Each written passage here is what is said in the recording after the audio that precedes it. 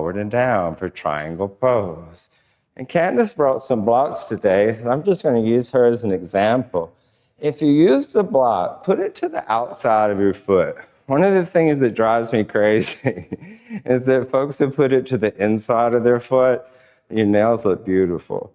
And they're not really able to open the heart up as much as kind of I'd probably like for them to be able to. So really think of reaching out, even if you need to bend that right knee a little. Now take an exhale, look down, inhale up, exhale, arms to a T, warrior two. Good. Find your balance.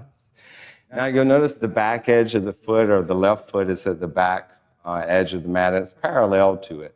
You notice that right knee's tracking over the ankle, and the fingertips are reaching for either wall. So now the shoulders are going to slide back and down. As you inhale, bring the right arm up, find peace in your life and peaceful warrior.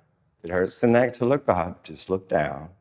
And as you exhale, bring the right forearm to the right thigh and the left arm over the ear, forward and over.